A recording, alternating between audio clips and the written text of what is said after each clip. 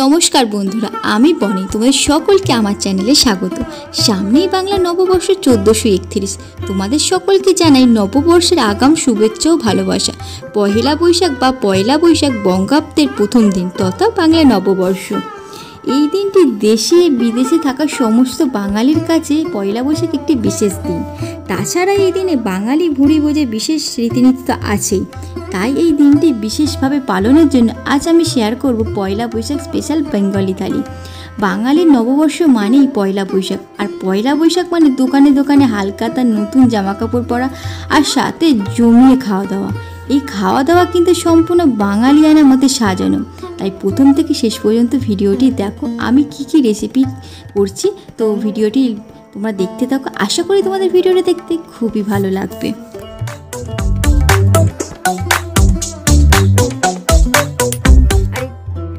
প্রথমেই করব আমি ভাত। চালটাকে আমি ধুয়ে কিছুক্ষণের জন্য ভিজিয়ে রেখেছিলাম, তারপর জল ফুটতে যেরকম ভাত করো ওইভাবেই করলাম। পুরোটা দেখালাম না, তারপর ফ্যানটা জ্বালিয়ে নিলাম।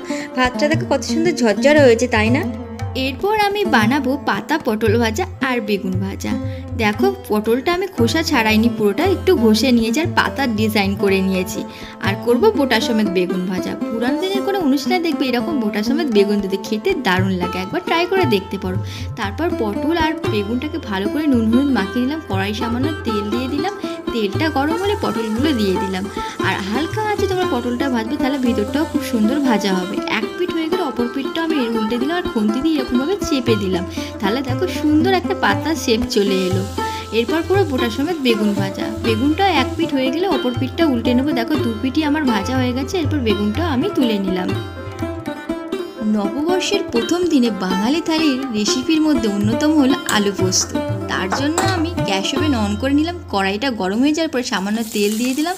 তেলটা গরম হয়ে গেলে দুটো লঙ্কা দিয়ে দিলাম, আলুগুলো লাল লাল করে ভেজে নিলাম। এর উপরে পোস্ত ছড়িয়ে আলু ভাজা খেতেও মন্দ হয় না, কিন্তু আজকে আমি বানাবো আলু পোস্ত। তাই আমি এখানে হলুদ দিয়ে দিলাম, সামান্য নুন দিয়ে দিলাম আর জল দিয়ে আলুটাকে সেদ্ধ হওয়ার জন্য দিয়ে ততক্ষণ আমি পোস্তটা বেটে নেবো। দেখো আমার পোস্ত বাটা হয়ে গেছে, একটু মাখা মাখাই তরকারিটা হবে। দেখো আমার আলু পোস্ত রেডি। যদি তুমি হও বাঙালি, নববর্ষের প্রথম দিনে শুক্তো হবে না হয় নাকি? বাঙালিদের ভীষণ প্রিয় একটা রেসিপি হলো শুক্তো।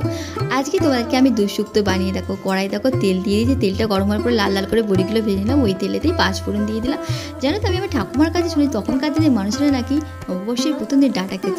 যেহেতু এখন গরমকালে সবজি খাওয়া শরীরের জন্য খুবই ভালো। শুক্তোতে 5 বিশালে অনেক রকম সবজি থাকে, যেমন কলা, পেঁপে, আলু, ডাঁটা, গাজর, উচ্ছে, আরও অনেক কিছু। ভেজে রাখা বড়িগুলো এরপর দিয়ে দিলাম। যেহেতু আজ আমি বানাবো দুধ শুক্তো, তাই দুধও দিয়ে দিলাম। তারপর সেদ্ধ হওয়ার জন্য চাপা দিয়ে দিলাম।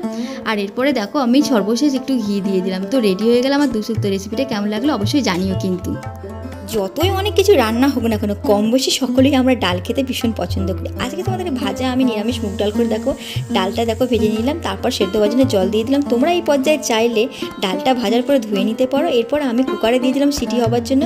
আর ততক্ষণ আমি এদিকে ডালের ফোড়নের ব্যবস্থা করি। কড়াই সামান্য তেল দিয়ে দিলাম, কিছুটা হিং ফোড়ন দিলাম, কিছুটা 5 ফোড়ন দিয়ে দিলাম, আর একটা গোটা শুকনো লঙ্কা কেটে দিয়ে দিলাম। বোটা সমেত দিয়েছি নাকি, বোটা সমেত দিলে টেস্ট বাড়ে। তারপর একটা তেজপাতা, কিছুটা আদা বাটা দিয়ে দিলাম। আর এরপরে একটা গোটা টমেটো কেটে দিয়ে দেবো। যেহেতু আমি নিরামিষ ভাজা মুগ ডাল করছি, সেই জন্য একটা গোটা টমেটো দিয়ে দিলাম।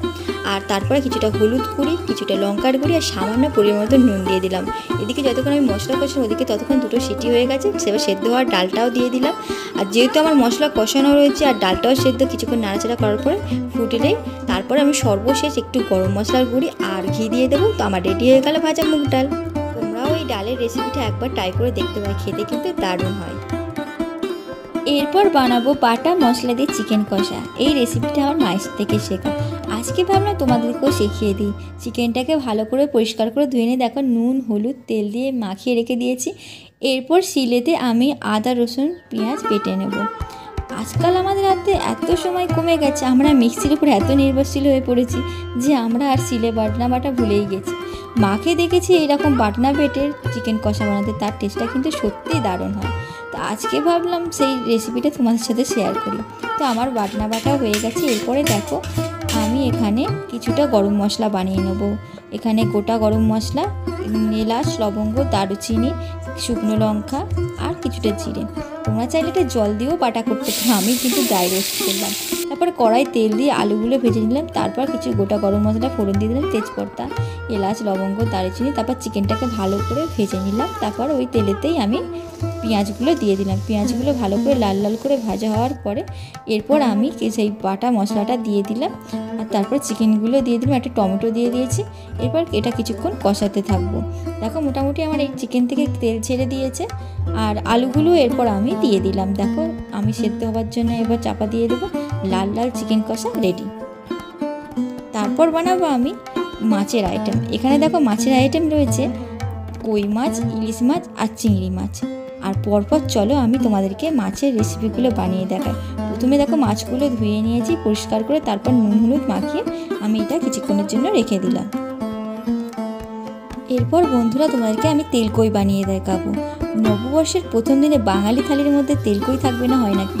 দেখো কড়াই আমি সামান্য তেল দিয়ে দিয়েছি, আর তারপরে কই মাছগুলো আমি দিয়ে দিয়েছি। আর আমি দেখতে পাচ্ছি সব রেসিপিগুলো কিন্তু কম তেলে করছি, যেহেতু গরম পড়ে গেছে। বেশি তেল খাওয়া শরীরের জন্য একদমই ভালো না, সেই কম তেলে রান্না করা ভালো।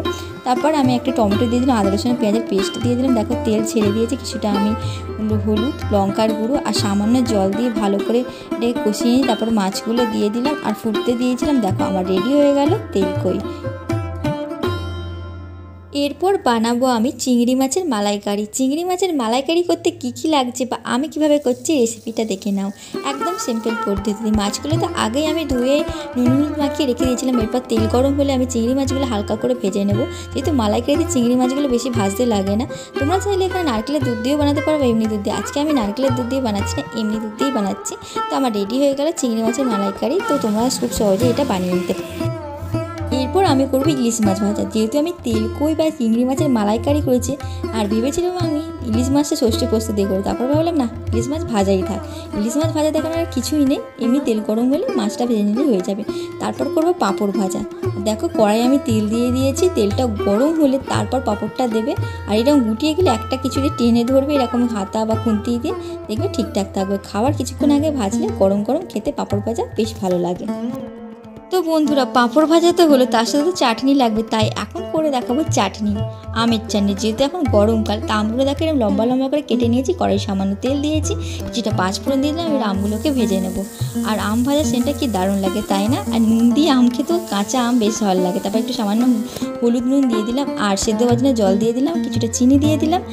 আর এরপর নাড়াচাড়া করার পরে চাপা দিয়ে দিলাম এটা সেদ্ধ হওয়ার জন্য। কিছুক্ষণ থেকে আম তাড়াতাড়ি সেদ্ধ হয়ে যাবে। তারপর দেখো আমার আম সেদ্ধ হয়ে গেছে। আমের চাটনি আমার রেডি হয়ে গেছে। ওপর থেকে একটু ভাজা মশলা সরিয়ে দিলাম, তো আমের চাটনি রেডি। চলো এরপর কি কি ছিল তোমাদের দেখিয়ে দিই। ছিল স্যালাড, তারপরে শেষ পাতে বাঙালিদের ভীষণ প্রিয় রসগোল্লা, দুটো সাদা দুটো হলুদ। এগুলো দোকান থেকে আনিয়েছিলাম। রসগোল্লা দিয়ে কার কার জিভে জল চলে এসছে অবশ্যই জানো। তারপর ছিল দই। এরপরে ছিল বাড়িতে বানানো লস্যি। এখানে দেখো টক দইটা আমি একটু ফেটিয়ে নিয়েছি, একটা মিক্সির জারের মধ্যে দিয়ে দিলাম। পরিমাণ মতো ঠান্ডা জল দিয়ে দিলাম আর পরিমাণ মতো চিনি দিয়ে দিলাম। তারপর মিক্সিতে ভালো করে গ্রাইন্ড করে নিলাম। আর দেখো রেডি হয়ে গেল আমার হোমমেড লস্যি। অনেক রকম তো রান্না বান্না দেখলাম, সর্বশেষ ছিল জল আর তার সাথে ছিল পান। বন্ধুরা নববর্ষ স্পেশাল বেঙ্গলি থালির রেসিপিগুলো কেমন লাগলো অবশ্যই জানিও। কিন্তু আমি আমার মতন করে চেষ্টা করলাম, যদিও দেখতে কম সময় লাগলেও করতে অনেকটা পরিশ্রম হয়। তোমরাও নববর্ষের প্রথম দিনে এইরকম বাঙালি আনায় বেঙ্গলি থালির এই রেসিপিগুলো ট্রাই করতে পারো কিন্তু। আর রেসিপিগুলো যদি তোমাদের ভালো লেগে থাকে অবশ্যই বন্ধুদের সাথে শেয়ার করো। ভালো লাগলে লাইক করো, নতুন কেউ হলে সাবস্ক্রাইব করো, আর পাশে থাকা বেল আইকনটা প্রেস করে দিও। এরকম যদি তোমরা বেঙ্গলি থালির রেসিপি বা এরকম রেসিপি দেখতে চাও অবশ্যই জানিও কিন্তু কমেন্টের মধ্য দিয়ে। আজকের মতন ভিডিওটা এই পর্যন্ত রইল। নেক্সট ভিডিও আবার তোমার সাথে দেখা। ততক্ষণ তোমরা ভালো থেকো, সুস্থ থেকো, সেফ থেকো। তোমাদের নতুন বছর খুব খুব ভালো থাকবে। বাই।